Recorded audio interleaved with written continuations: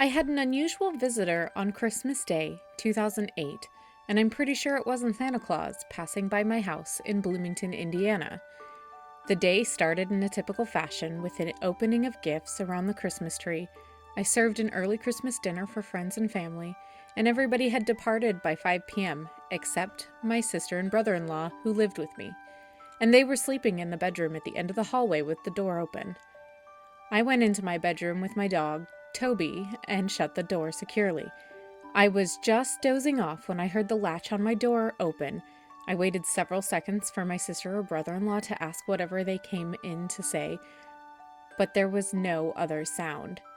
It was almost 7 p.m., so my bedroom was pitch black, but I had left the lights on in the kitchen and bathroom, and there were lots of Christmas lights on in the living room, so the hallway would be very well lit. I would have been able to see whoever was at the door just by lifting my head. I pushed the blanket down and lifted my head from the pillow, but just as I would have been able to see who was in the doorway, an extremely bright light hit me right in the eyes. I shielded my eyes and yelled, "Turn out that light! You're blinding me!" The light immediately disappeared, and I heard the bedroom door latch closed.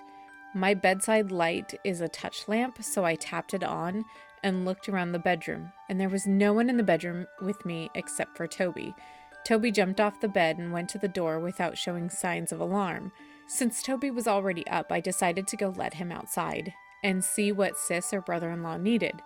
When I went into the hallway, I could see both of them still in bed. I took Toby into the living room and let him outside, and there was nobody there either. So who opened my bedroom door and turned the spotlight on my face? Like most people, the thoughts of loved ones are always close at hand during the holiday season. When I first went to lie down, I was thinking how happy I was that my small family had enjoyed a pleasant Christmas, but it would have been so much better if my mother and brother had still been alive to share it with us. I would like to think that it was my brother's spirit stopping by to say, "Merry Christmas, I still think of you too." I haven't been able to debunk this strange event or find any kind of rational explanation. I'm half afraid that my heart stopped during my sleep, and the light I saw was the bright light that people report after near-death experiences.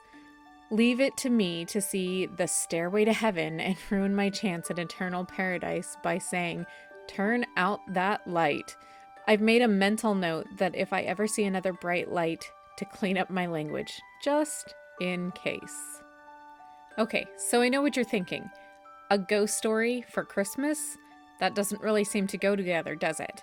But it's an old Victorian Christmas tradition that actually becomes evident in the line of the song "It's a Most Wonderful Time of the Year," where he says, "There'll be scary ghost stories and tales of glories from Christmases long ago." So think about it. Ghost stories were a tradition back in the Victorian era on Christmas Eve. If you would like to hear more of these spooky stories around holidays other than Halloween, please let me know in the comments down below. And I hope you enjoyed this spooky encounter from somebody's Christmas.